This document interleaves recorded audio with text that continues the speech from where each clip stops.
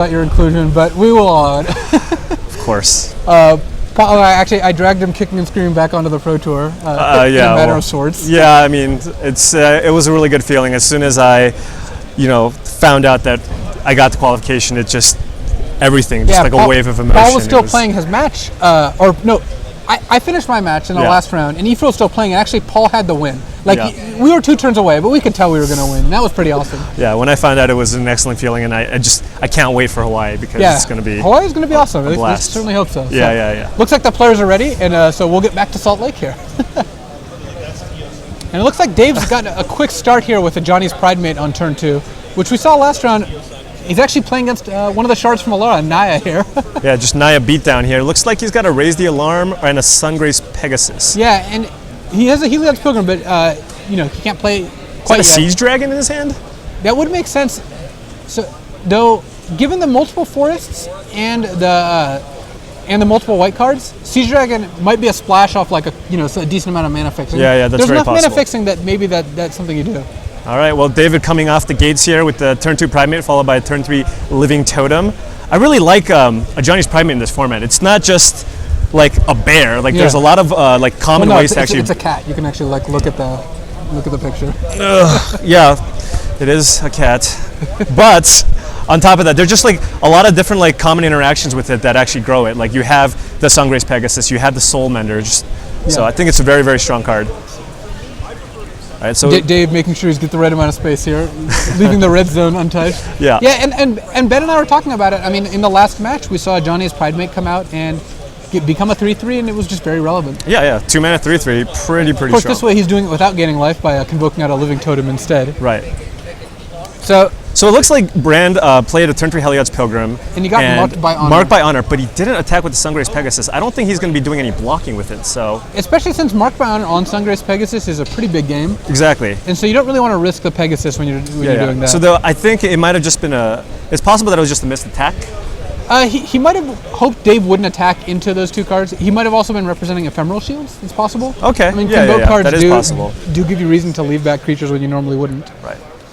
So David revealing probably what the best card in his deck is a Scuttling Doom Engine, but he does hit a land off the Seder Wayfinder. Yeah, and green-white, unless he's got restock, doesn't have a ton of ways to bring it back. Yeah. But, I mean, Dave's still curved out pretty nicely here. Yeah. Though, if he doesn't have an answer to the Marked by Honor, I mean, a 3/4 Flying Visions lifelink doesn't take very long to finish the game. Yeah, there's not too many answers, too, in green-white. He needs to have either a Pillar of Light, which is Pillar would be perfect. And I suppose Devouring Light, but given that he didn't cast it here, probably doesn't have it.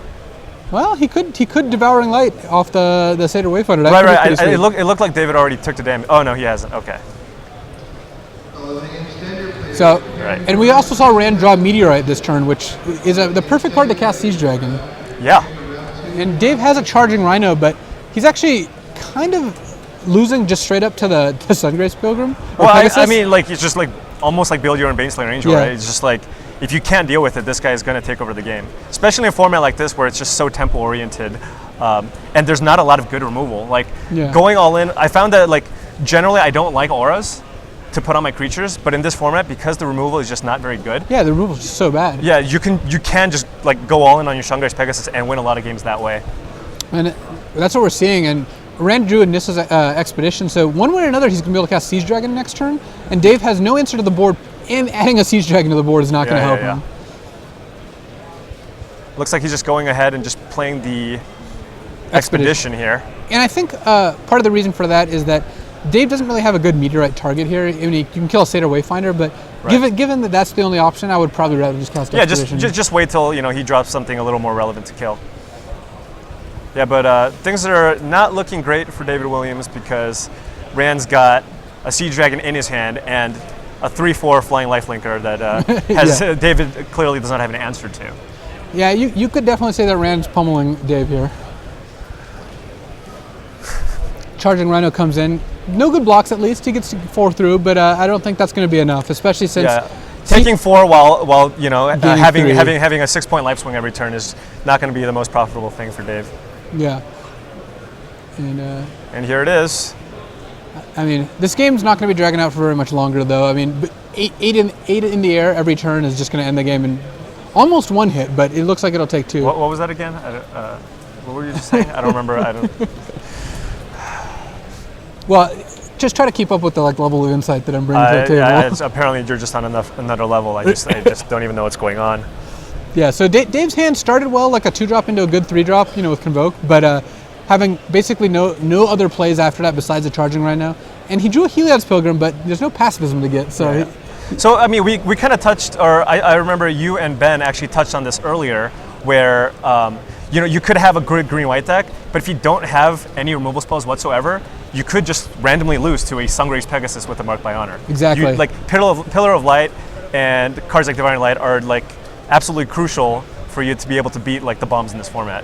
Yeah, and Dave now is getting either a Mark by Honor or a Divine Favor, which is not, the juiciest of targets. Yeah. He can make the Rhino big enough to attack into the Dragon, but Dave still is going to be now at 2 versus 2 lethal flyers with no cards in hand. I guess a Triplicate Spirits could work. It would also turn the Ajani's Primate into a 4/4, which is pretty nice. Yeah. So. That is additional value, though. It's still not going to quite be enough to stop the the Air Force here. Yeah, especially since Rand's at 20 here because of the Pegasus. Well, I know you guys were talking about how Plummet generally is not a very good card in this format. If David has one in his sideboard, this is definitely coming in. Yeah. I mean, another thing he can try and count on is that Rand, it looks like he's playing a straight 3-color deck because of Expedition and Meteorite. Right. So it's very plausible that he could just not draw a mana fixer and not be able to cast a Siege Dragon, and it costs 7 to begin with. So just because you got Siege Dragon this game doesn't mean it's necessarily always going to happen. Right. Here's another question though. Do you sideboard in Naturalize? Against Mark by Honor, Heliod's Pilgrim, those are the only cards you've seen so far. I don't think that alone would necessarily make me do it. But would you play a Heliod's Pilgrim with just a Mark by Honor? No, you can assume he's got something else as well, but if it's like an Inferno Fist or even a Divine Favor, I don't think you really want Naturalize there. Sure. I guess Mark by Honor on the Pegasus, if you've got no other options, you probably need to. Although I guess the other way around, you're definitely going to see Rand bringing in Naturalize against David because he sees that Scuttling Doom Engine. You saw the Scuttling Doom Engine, and he saw Heliod's Pilgrim, which means you're going to have at least some targets, even if they're not the best ones. Ran deep in thought, trying to figure out exactly what he loses to here. As it turns out, he's just not going to, but you still have to think about it. I mean, it's could he have the Devouring Light? But wait, if he had it, he would have used it already. So it looks like Siege Dragon's trigger didn't necessarily happen, which again is legal under the current rules. Right. The only thing it would have killed was the Seder Wayfinder and the Heliod's Pilgrim, which not super relevant to this board. It looks like he is actually pointing to the Siege Dragon. And then I think David's saying that he took the damage. Yeah, which if Dave's already marked down the life and and Rand's already gained the life off Pegasus, that I believe would it be too late? Because maybe Rand thought it triggered on damage dealt, not attacks. Right.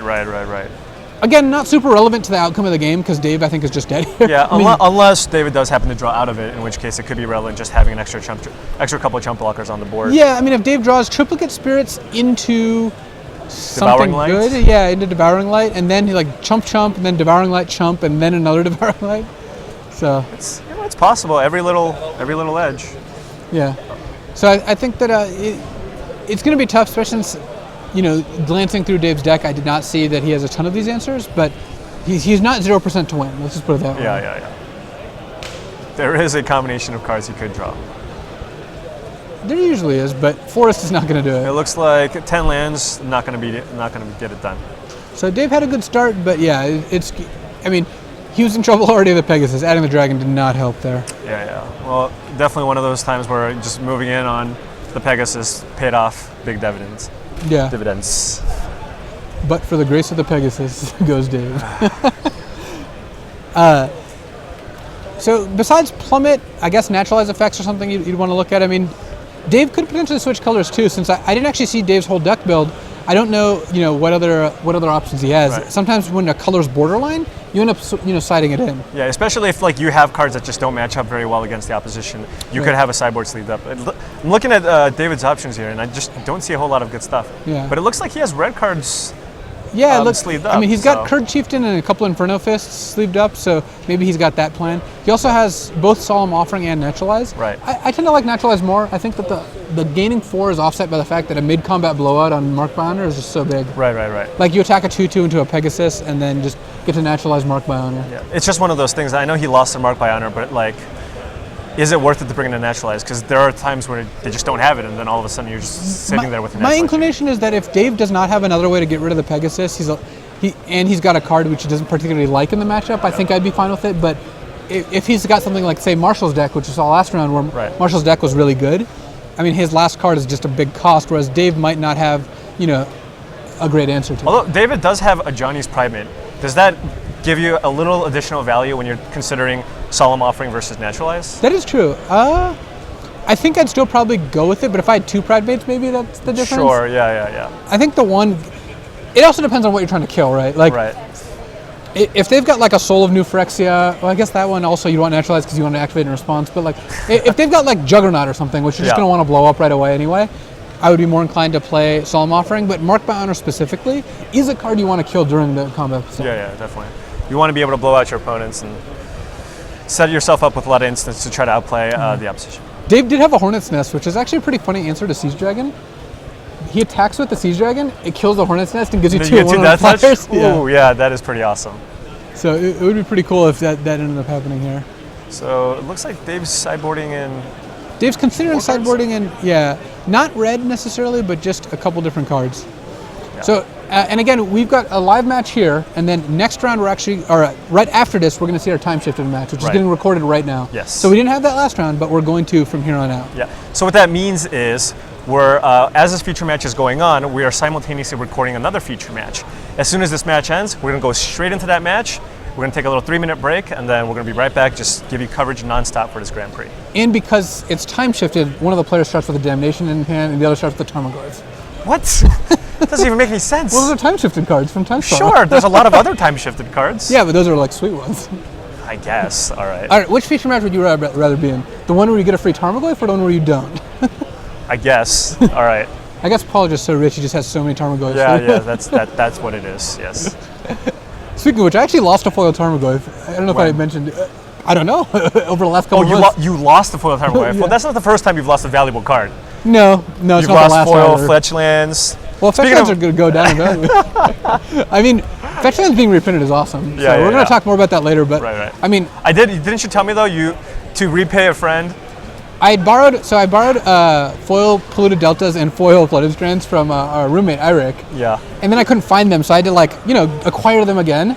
It took you about 2 or 3 years. Yes, Yeah. and then they announced they're reprinting them, and it's like, Kind of a blowout. But I couldn't get them the new ones. That would not be the spirit of the whole arrangement here. yeah. So All right, looks like we're getting ready to yeah, start up and I would game imagine 2. Dave is probably playing first here. I think I just saw some mountains and a mountain in Dave's hand. All right. What do you think he brought in terms of red cards?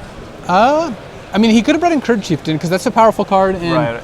Not Inferno. I don't like Inferno Fist when you're splashing red because No, you you want to be able to keep up the red to activate when you play it.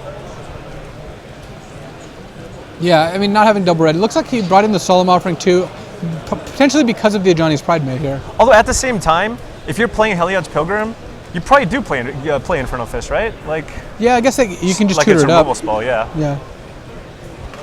Well, let's see if we can take a glimpse at the red card. Oh, so he does have a Pillar of Light. Yeah. He just didn't draw it.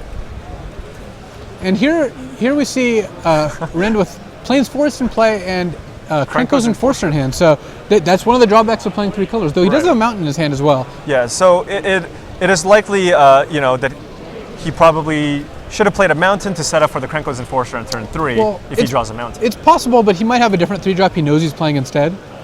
So, That's maybe double white, yeah. like a Geisademor's. It looks like he's got a Bronze Sable in hand. Oh. Tell us a little bit more about Bronze Sable, Paul. It's a 2-mana, 2/1 artifact creature. I think we can just leave it at that. Yeah, I guess we can leave it at that. It's absurd. You know how, I think, did you mention it in your article? No. No, okay, so Owen Turtenwald and somebody else. Matt Sperling. Matt Sperling, okay, yeah. Basically, the whole joke is I told Paul before the GP that Ifro was platinum, I was silver, and he was bronze, and he thought bronze was an actual level, which it isn't. Yeah, And so then Sperling called Paul on Twitter a Bronze Sable. yes. As in good enough to play, but Not spectacular, solid. We'll give you consistent finishes. to be fair, that is a joke. Paul is great Yeah. at making Bronze Sable jokes. Yeah, of course. So Dave had a pretty good draw here. He didn't have a 2-drop on 2, but he had turn 3 Heliod's Pilgrim, turn 4 Runeclaw Bears, immediately Convoke out Living Totem here. Yeah, so a nice tempo start. I think given some of the powerful nature of Rand's deck, like David needs to put on pressure early. 'Cause Yeah, I mean, given that he's got a couple, decent late game cards. Also, he's playing 3 colors, and if you're playing 3 colors and your mana works correctly, presumably the average pile over your cards is just higher, right? Yeah, that's the thing. Like if you're playing 3 colors Nissa's Expedition, when like you've when gotta he have good things to untaps, cast, when he untaps, there's gonna be some giant monsters that are going to come into play. So Dave's sending with the Runeclaw Bear here. It could have easily been double blocked, but I think Dave, there's so like many a siege tricks. worm here? Yeah. He could have had, and then just having the turn 5 siege worm with 3 other creatures on the board is pretty good. Yeah. This is going to be kind of tough to get back from. We'll see what Rand can muster up here. I mean, he's got his Meteorite and his Nissa's Expedition, but he doesn't look like he's got a big finisher to really ramp out. I mean, right. He's got Marked by Honor, but no good target. Yeah, it doesn't look like he has a great answer to just the siege worm. Yeah. Which do you rate siege worm as the best green common in this set, or is it Elvish Mystic? I actually think the cards in contention are Siege Worm, Netcaster Spider, and Elvish Mystic. Yeah. And at first I thought Mystic was better, but I think actually it's going to go like Siege Worm, Spider, Mystic, depending on your deck. Yeah, a lot of decks will want the Spider more. Yeah, I think because this format is so Convoke centric, like everybody, you're going to have a low curve, and when you draft the Siege Worm, you can just draft around it. So like even playing stuff like Sado Wayfinders, Grizzly Bears, they're all essentially Elvish Mystics in your deck. So it like the need for Elvish Mystic is just not as relevant. Yeah, and I think the fact that like what Ben and I were talking about, Elvish Mystic ends up kind of being duplicated by all the Convoke cards, where all your creatures kind of tap for mana already, so you don't really need Elvish Mystic in particular. So you'd rather actually have a creature with an ability. Yeah, I mean, Siege Work is just a harder to replace creature. I mean, you're talking about a 4 or 5 mana 5/5 Trampler, which is also a way to get around cards like, every deck needs to be ready for cards like Triplicate Spirits. When you're playing a giant monster with Trample, that's one way to outrace the Triplicate Spirits. Yeah, and the fact that it can't be chumped, and it's just generally good against the white creatures. So Dave here has now got 2 5/5s coming in because he put Mark Banner and a Grizzly Bear. Humph. And then he actually is throwing the Living Totem into the mix, but he doesn't have, he just gets blocked by the Spider, but it's not bad for Dave. Right. It just bounces. Like, if Rand blocks in a way to kill a Living Totem, he's going to get a creature. Yeah. So it looks like the Bronze Sable, did the honorable thing and jumped in front of the Runeclaw Bears. Classic Bronze Sables. You would do well to learn that lesson. And, wow. And then Siege Worm is pummeling Rand down to 12 here. How many pummel jokes are we going to use before it gets old? I was thinking 2 or 3 more. 2 or 3 more? It depends on how many. It depends on, capped at 3. if we go to game 3 here. Well, it looks very likely. Yeah. Restoration Sage killing the Mark by Honor is a pretty big game, though.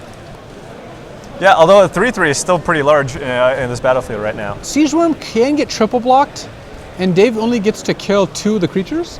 And that's not too bad, but again, if Dave has any sort of trick, it becomes a huge blowout. Yeah. Charging Random, not actually too bad of a draw there. Dave's probably not super happy about the Solemn Offering, but at least he, isn't really under the gun too much. It looks like he's got a Sanctified Charge, which makes an attack with basically everything just great here. Yeah. That's the thing. Sanctified Charge makes it so that every single block is just unfavorable, and he's likely probably just going to kill him after this. Unless Rand plays like a Mass Calcify or something. That's like one of his few outs. I actually like the triple block on the Siege Worm. Yeah. Even if Dave has a trick, you lose, but I don't think you're beating a trick anyway, though. It looks like does Dave just count the Sanctified Charge for it's just lethal? exactly lethal here. Oh, Solemn Offering. Showing the Solemn Offering. Yeah, you can show the Solemn Offering, then board it back out. I guess that is maybe a consideration that, like, maybe Pummel has a Lightning Strike there, so that he's not just dead. It's true. I don't think he has Lightning Strike, though, because I think he's just dead. Yeah, okay. Yes, thank you. So it looks like the Naya Mirror now post-board. Yeah. Dave went big. Yeah, he did. Didn't play any red cards, but he could have. Yeah, although I think being on the play is huge for Rand. It looks like his deck is a little bit slower. Right. It's got potentially more power, and making it so that he can actually stabilize the board before David just runs him over is pretty crucial in this matchup. Yeah, especially since cards like Siege Dragon. If you're already getting attacked by a Siege Worm, Siege Dragon and Siege Worm kind of become the same thing. I guess, yes. Well, just like if you're on the back foot, but yeah. If you get to come out and have like let's say you cast turn 4 Nissa's Expedition, turn 5 Siege Dragon, that could actually happen. Right. It wouldn't actually be that difficult. No. But Dave hopefully has a faster draw than that, because it doesn't look like Dave can outpower him, but Dave does have a pretty good attack squad. Oh no, Siege Worm is great. Looks like David's happy with the sideboarding plan, so he's just. Yeah, I mean, he didn't see anything new when it comes to something like Solemn Offering, but on the other hand, he already thought it was worth it, so he's just going to leave it in for the time being. It looks like Pummel's still trying to go deep here. And so we're going to game 3 here, but again, for people just tuning in, we've got another match on deck after this, one that's being recorded right now. So as soon as that's ready, we're just going to go right into it.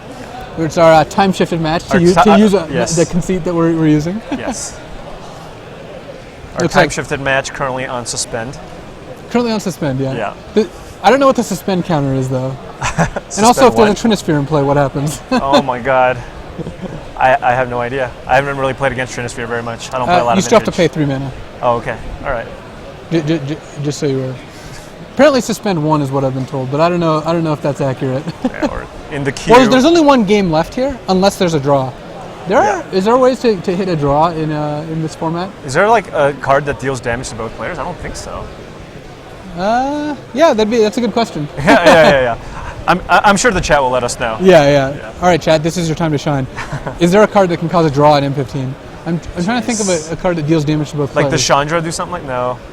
No, of course not. Yeah, of course not. Well, one of the old Chandra did, Chandra Nalar. No. What? Doesn't it Inferno? It doesn't do damage to you. It flame waves them. Does it really? Mm-hmm. Oh, I thought it was 6 damage to everything. Yeah, everything, but your stuff. Oh, okay. Well, that'd be less good. That card's pretty great. Yes, technically. All right, someone got there really quickly. Cone of Flame. I don't see that happening. That does not. Cone of Flame does actually get it done. Yeah. That's pretty awesome. All right, so I assume that Rand's going to be on the play here. Oh yeah. We'll see if that's what ends up happening. And actually, it looks like he's got a good curve too. He got all of his lands. Yeah, it looks like turn to Borderland. Elvish Mystic into Borderland Marauder into Primodox. That is a beatdown. Really nice. I mean, I don't know about this slow 3-color control deck. We've just actually got a genuine beatdown. Is that an artifact? Yeah, I think that's a Perilous Vault actually. No, is that an Avarice Amulet? Oh yeah. No, I think it's a Shield of Ages. Oh, did he not have a mountain? He did have a mountain, but he did not play Borderland Marauder. Interesting. And then he didn't attack with the. No, he attacked with the Elvish Mystic and played Shield of Ages here. Interesting. So Dave didn't have a 2-drop though. So Dave, I mean, I still want something. Though I think Dave. Oh no! Well, there you go. Well, okay, Dave did have a 2-drop. He was just thinking about which one to play. And it's actually interesting that he played that instead of the Sungrace Pegasus. He played a Swiftclaw, which is decent here, but it can't really attack into Elvish Mystic all that well. It also leaves him open to like a Forge Devil. Yeah. Like given the option between the two, it seems like playing the Flying Line Flicker is something that you'd like to do more often. Yeah, and I like just running out the Primodox here, because the next turn you can bounce Mystic and then cast Borderland Marauder plus Raise the Alarm or Elvish Mystic. Right. And it's just a giant creature that, given that David's only on 2 and then into 3 lands, he's probably not going to be blocking. Yeah, I mean, Primodox is a combo card, but honestly, it's a 4-mana 4/4 too. It is a beatdown. Yeah, it combos with the 1-drop. It does. Elvish Mystic plays it. Plays it a turn earlier and also fuels it. Here's a question though: What do you think Rand is splashing? I think he's just straight 3 colors. Yeah, I believe he is he's actually Naya. Like we're not. Yeah. There's no more. Yes. I mean, because he's got red 2-drops, green 2-drops, and white 2-drops, so that makes Naya. It looks like he's equipping the amulet. It's the shield, yeah. The shield. Making it so his creature is invulnerable to the 2 creatures in play, which is fine. I mean, I think making sure you don't end up trading off is good. Here's a question though: like at this point, I guess since he tapped the white, he can't do it. But would you be considering playing leaving up Raise the Alarm, given that there's a Swiftclaw in play? You might have wanted to, but I actually don't really want to bounce a Raise the Alarm token to the Primodox very much. Okay. Although it's also possible though, if you just play one of these creatures, I guess since David's green white, he doesn't have a way to remove them. But if he did, then that would be kind of a blowout. You can also block with Elf here if you want and upkeep Raise the Alarm. That is an option. But again, then you're trading 2 Raise the Alarm tokens away. So the race here is actually decent. Oh wow! Whoa. Hornet Nest actually just really stops this Primodox because. Oh yeah. So it looks like Verdant Haven is another mana fixer. So it looks like Rand's mana is good. He's paying a cost to fix his mana. Right. I mean, you're taking a turn off in a lot of the cases here, but in exchange, he does have 3 colors worth of spells to draw from. Although in this particular instance, it's not something that he really needs. Here's a question though: do you think Rand is gonna? Oh no, he doesn't have double green. I was saying, would he be trying to set up for like possibly being able to play a Sea Dragon? Oh no, he still can. If he played a Verdant Haven on his land, and play an Elvish Mystic. Yeah, he can run out Verdant Haven, Elvish Mystic plus and a 2-drop. Yeah. The question is whether you attack with Primodox. I don't really like giving Dave 4 1/1 flying Death Touch. Yeah, that doesn't seem. For 3 mana, I don't think that's ideal. It is true though that Shield makes it so those tokens don't actually kill your guys very well. Right. But then you're just going to die to the Dave flyers. still just gets to attack in the air for 4 here, Yeah. and basically hit first. So he's going to run out the Mystic and both 2-drops, I suppose. And then it looks like he's gonna leave anticipating not attacking. Yeah. Maybe it's coming in. I'm sure Dave would like him to attack. So maybe it's just a pump fake, just like. Yeah, Dave. Can't put it in fast enough. Yeah, Dave did not hesitate there. Yeah. He's like, let me just make sure this works, and all right, I now cast Triplicate Spirits with Death Touch. He cast quadruplicate spirits. Yes. You remember when you had a Hornet Queen in the top 4 of the Grand Prix, but you didn't need the tokens because you died before you could cast it? Thanks for reminding me. That was great. The funny thing is, it actually cost me just as much as it cost you. So. Yes, it did. But I don't know. I think you get a certain enjoyment out of making me. Yeah, there's a silver lining. Yeah. Let's just put it that way. So Dave, I like this attack. I mean, I just think you just slam here. Like, especially with the shield out, you're not going to win any grindy games. Ooh, but Raise the Alarm here, not the worst. Raise the Alarm is quite good here. Dave's still doing 5 in the air, which Rand doesn't have a really easy way to stop or race. Especially with the Sungrace Pegs that's ticking up your life just that little bit, Yeah.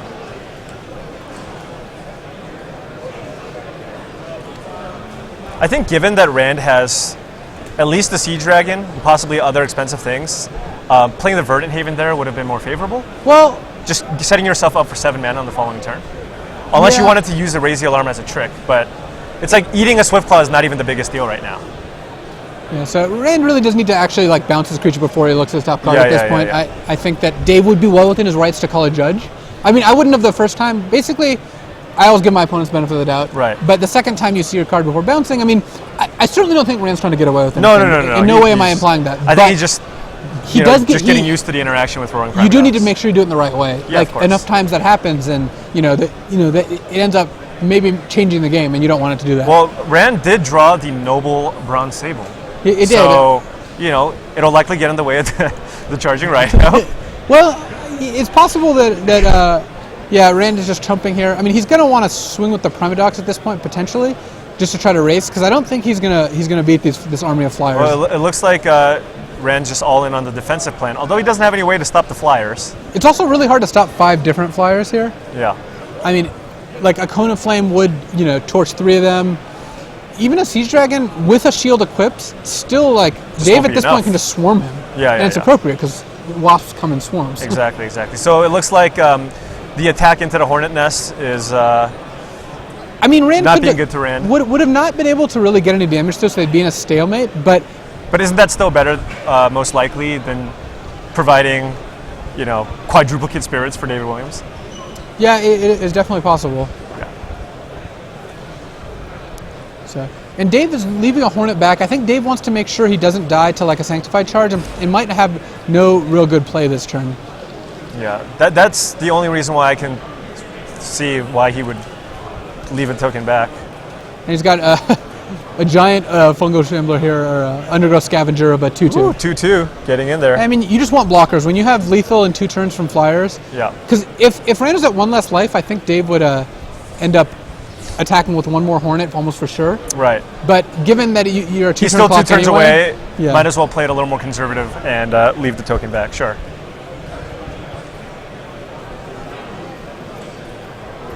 I've been informed that Hornets and Wasps are not technically the same thing, but I believe a flavor judge would rule them to be identical.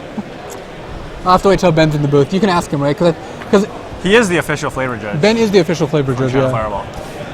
So for the time shifted match, which will be coming up in just a couple minutes, because presumably this game's flying towards a conclusion. Yeah.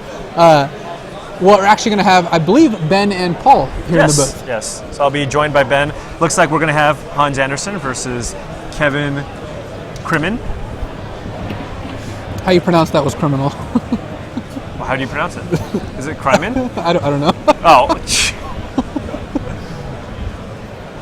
You just had to throw that part in. All right, great. So Rand, playing the Verdant Haven, which gains him a couple life, doesn't change the clock if, Dave Stowe's 2 turns away. Replays Elvish Mystic, is really looking for a way to deal with all these flyers, but there aren't a ton in the format. A Triplicate Spirits would go a long way, though. Yeah. There's just not much in green, red, and white. You need something like a Fester Gloom, but David's just like, oh, Selfless Cathar, attack with all my flyers, you're dead. Well, yeah. Well, Selfless Cathar, it wasn't a Sanctified charge, but it did the trick. Right. And it looks like David takes it down in 3 games. Yep. So we're back here in the booth. Luis Scott Vargas here with Paul Cheon. How's it going, guys? And soon we're going to be time shifting me away and Ben Stark in. Yes. But we've got a couple minute break, and then we're going to end up coming back with another match.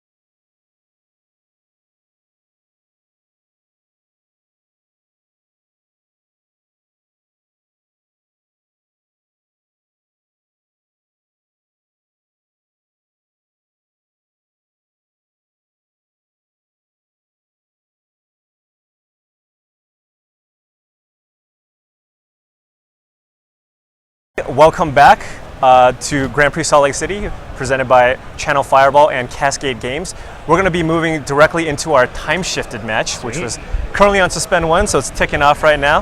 And it looks like we're going to get ready to set up for that. Okay. So anyways, I don't know if you saw any of that last match. I didn't get to. Okay, all right. Looked like David Williams taking it down 2-1. Oh, good.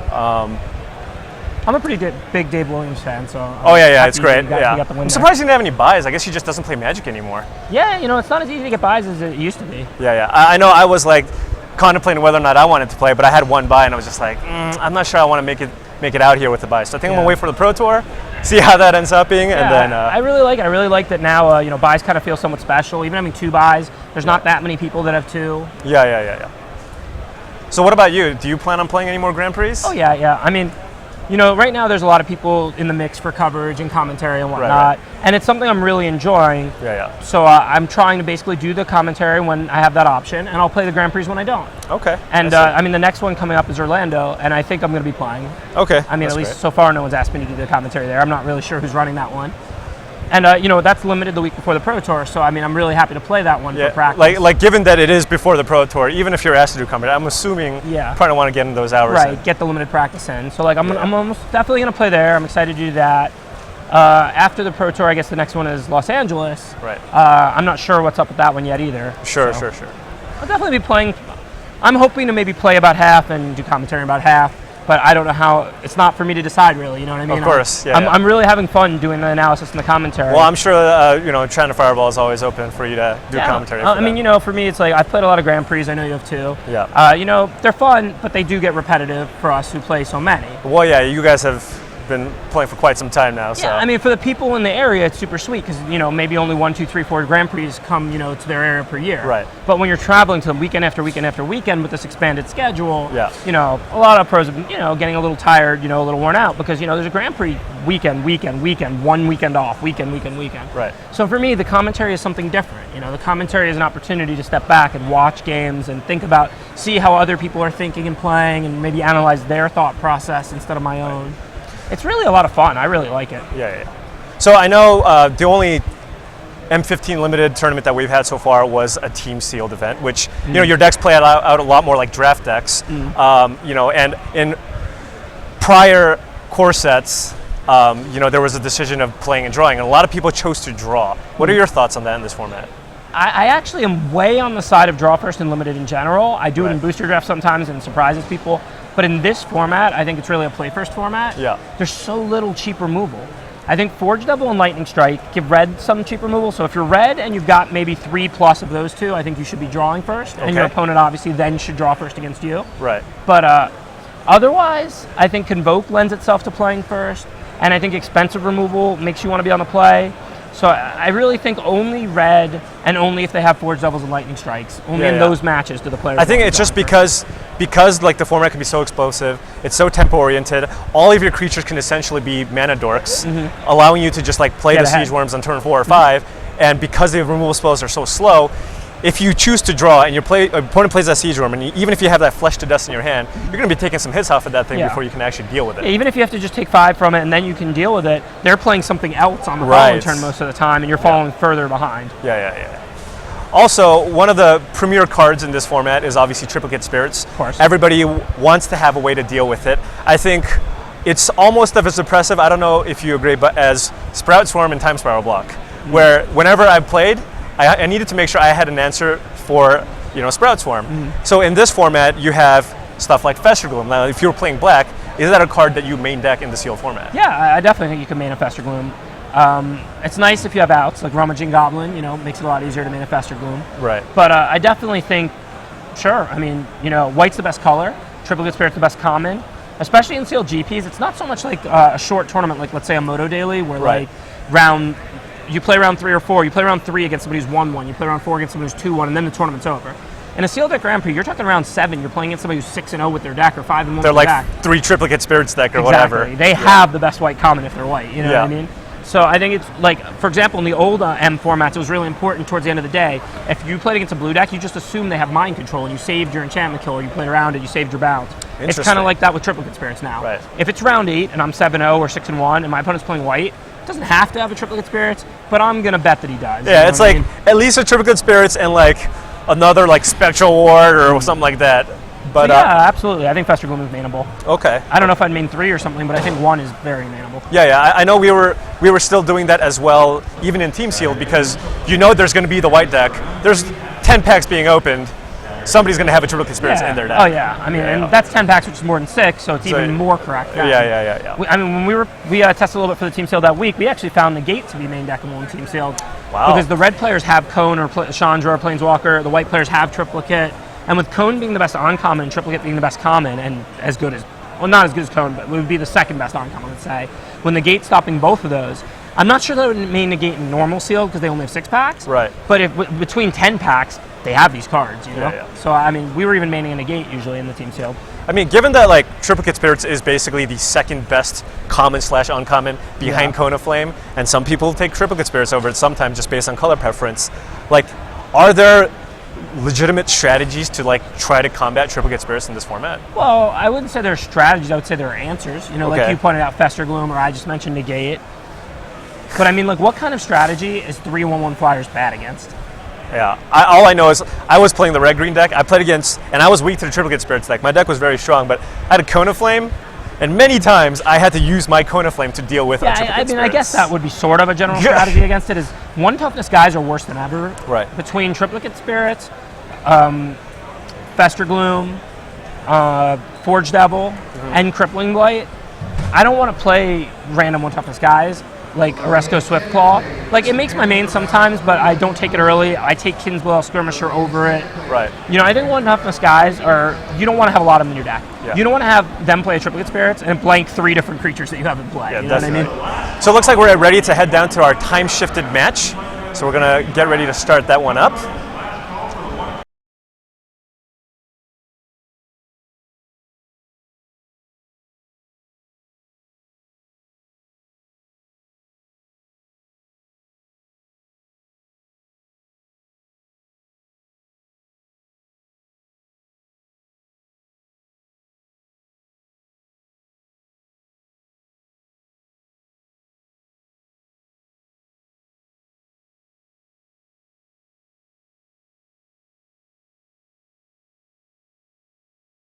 Drafts at the house. Okay, so it looks like they're getting started off here. Kevin Crimmin already with Satyr Wayfinder on 2. Given that there's 3 cards in the graveyard, it looks like he's found a land. And Han's on a black-red deck and playing a turn 3 Borderland Marauder. Looks like he played a turn 2 Sign in Blood.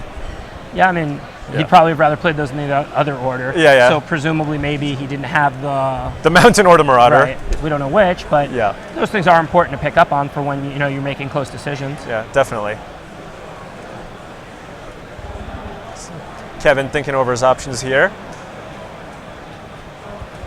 And he comes out with a 3rd land type. So Naya, not green red. We already saw a Naya match. The guy playing against David Williams was on Naya. It looks like Kevin's playing Verdant Haven, so this is probably not an aggressive deck. Right. And I mean, that's good. I mean, sometimes you have a really good, really focused deck, but in sealed in general, I'm not trying to build aggressive decks. Right. So even when you're playing like a 3-color control deck, is it still necessary to play first in this format? Yeah, well, because your opponent is not playing a 3-color control deck necessarily also. Right. Also, control is kind of, it's just a word. Like, I feel like when people's decks aren't full little creatures, they just call their deck control. Yeah. And most, if you really wanted to be accurate, most decks in sealed or draft and limited are just mid-range. They're not control. You have 3 drops, they're not aggro. You have 3 drops, you have 4 drops, you have 5 drops.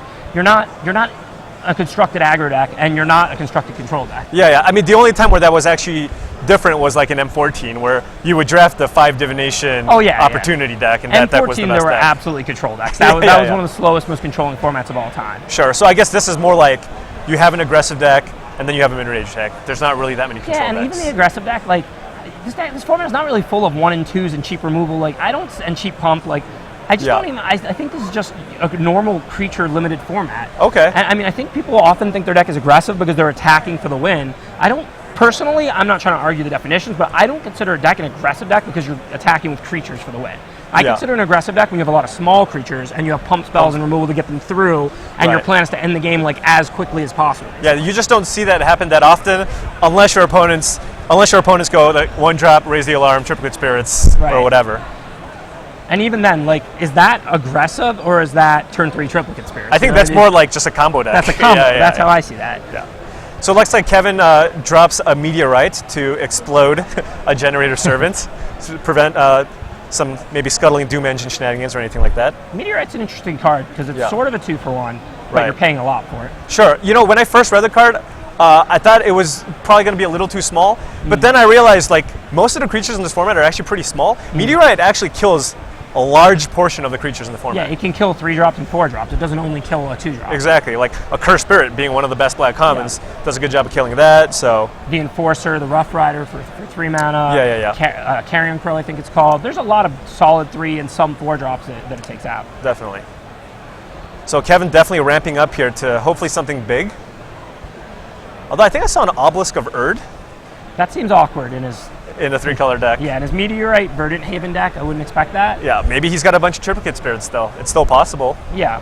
I mean, presumably it's a combo with something, but if you're ramping into expensive spells, that's basically already a combo. I generally don't want to ramp into something expensive and then have an Obelisk too. That's a little unnecessary. All right, Kevin bashing in there with the Satyr Wayfinder, and it looks like he's got an Ancient Silverback, which I would imagine that's going to be the creature that he plays this turn.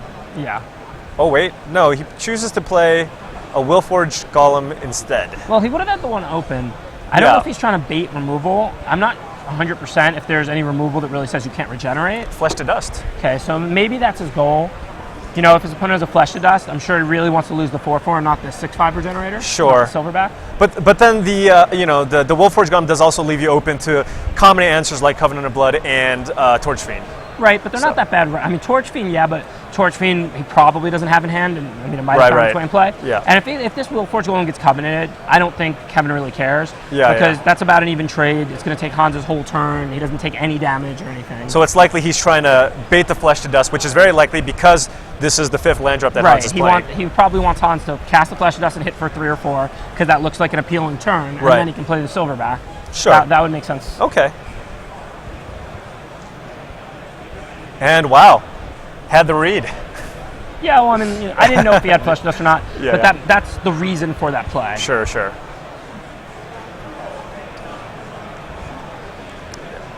I guess I'm maybe a little more greedy. I feel like I got the regeneration mana up. Yeah, I mean, if the format was exactly the same and Flesh to Dust didn't say you can't regenerate from it, then it's clearly play the Silverback. But it looks like this is definitely panning out for Kevin Crimmin.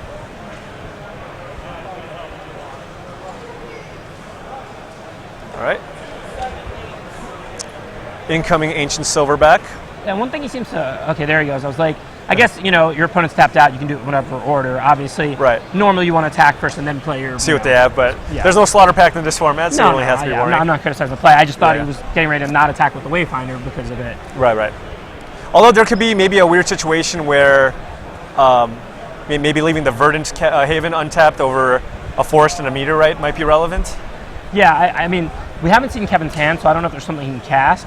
Obviously, having 2 individual Forest for Regeneration Shields, if that's your only ability, is better than Forest Verdant Haven. Yeah. I think there was a Titanic Growth in his hand, which... Okay, but you can cast that. Yeah, you can cast that off the other one as well. Yeah, it seems like most likely he should have left Forest or Forest Meteorite. Yeah. Even tapping the Meteorite, just leaving 2 basic Forests, you're repping other things. So Hans tapping 6 for an Obnixilis. That guy, I don't even know if he's going to be good, but he skyrocketed in value after the announcement of the fetch lands in the next one. Oh, Yeah. You know, I never even thought about that. But he's pretty good. Triplicate Spirits, you know, he does have Trample, and the 3/1/1 flyers don't stop him or block him particularly well. Yeah. Also, just a big flyer is pretty good in this format. And just like the +1/+1 ability, like it's just very hard to chump him. He just will just continue to grind away. And if they're trying to race him and they attack you and you make a trade, he grows pretty big, right? Right. And especially in a deck like Red-Black, you know, you're probably going to have a lot of removal spells, so this guy's going to get big pretty fast. It's a solid card. He's not the kind of rare where you're like, oh, I won like a Hornet Queen, or I've got the best card in the set. But he's still a nice rare. Yeah, this is the thing. Triplicate Spirits, probably better than Obnixilis. Yeah, I agree with that. That's not a knock. No. Obnixilis is great. Yeah. It's just Triplicate Spirits is absurd. Yeah, Triplicate Spirits might be, you know, the 10th, maybe 15th best card in the set. Yeah, it is bonkers. All right, so Kevin getting in there with the Ancient Silverback. It's possible Han just chooses to block to grow the Obnixilis. Yeah. And get an activation, which that's what it looks like he's doing. Yes. Or maybe his hand is so great he doesn't need the activation. So this is interesting because he doesn't know, you know, if Kevin has anything else to drop, but presumably Kevin does. Yeah. So he could have chumped it with the Minotaur and not the Rummaging Goblin, which would give him the ability to rummage still, you know, discard any lands that he draws he doesn't really need now. Yeah. So that's probably what I would do in this spot.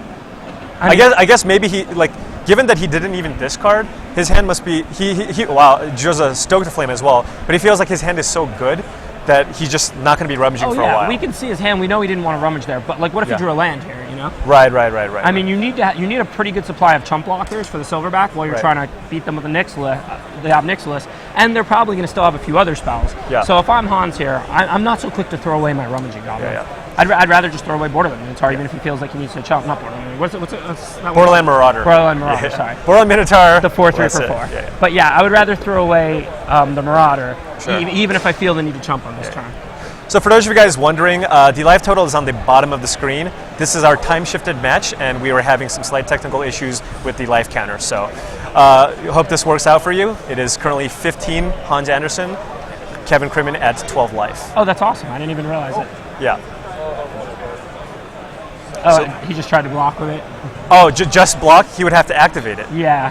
Right. Yeah, I don't think... All right, so Hans optimizing his mana, and Kevin with, wow, the Titanic Growth. I'm not sure exactly what's going on right now. So it looks like he doesn't have 9 mana, no, does he? No. He tapped the 3-mana foil already. So he has then Hans, prior to blocks, wanted to Blast Fire Bolt the Gargoyle, and in response, Kevin Titanic Growth the Gargoyle, and now... Yeah. So that's not a good sequence for Hans, right? Yeah. Because if he just lets him block with the Gargoyle, it's not big enough to take out the It's just, Ob Nixilis. yeah, so it's just the chump block. And then when Kevin goes to Titanic Growth, then you respond with the Bolt. Exactly. So probably, could have been sequenced a little bit differently. Does Kevin just have... Oh, he's got lands off to the side. That's what... It didn't look to me like... Sure. I was looking at the board and I was like, how did he pay 3 for and 3 to activate? He's got those 3 lands up the top. Alternatively, he could have just not chosen to Blast Fire Bolt, leave up the Marauder, and still have Lightning Strike and Stoke the Flames up, in case Kevin had the trick. Right, well... Although it would probably have been ideal just to attack and let him block. Right, whichever removal he wanted to use, there's not really any reason to use it before he blocks with it. Although, given that Kevin has shown a Mountain, it is possible that he doesn't want his Ob Nixilis to get Lightning Striked. Oh yeah, that's true too. Yeah, I mean, that's a fine reason, I guess. Yeah. So he probably should have just done what you said. Right. Just went ahead and Lightning Striked it. This way he could have responded with Stoke when he had the growth. Yeah. So it looks like Kevin is just taking firm control of this game. Reclamation Sage is a May ability, so he doesn't have to kill his Meteorite. Yeah, I mean, I think Ob Nixilis was pretty much Hans' only path to victory. Yeah. I mean, you never know what he's going to draw. He might draw Soul of Chandelier this turn. But based on what he previously had, he couldn't afford to lose that Ob Nixilis, which is why what you said makes the most sense, not even letting him block and be able to strike it. Just go ahead and strike it when he activates it. Yeah. And then you have Stoke also if he has growth. That makes a lot of sense. Yeah. So it looks like Hans definitely on the back foot here. It's going to take a lot for him to come back from this. Oh wow, Hans does have a Lava Axe in his hand, however. So, he's trying desperately to find a way to get him low. Actually, Hans has a Stoke to Flame and a Lava Axe, and Kevin's at 9 life. Oh, so he just needs to survive. Yeah, and I mean he can chump block the Ancient Silverback. So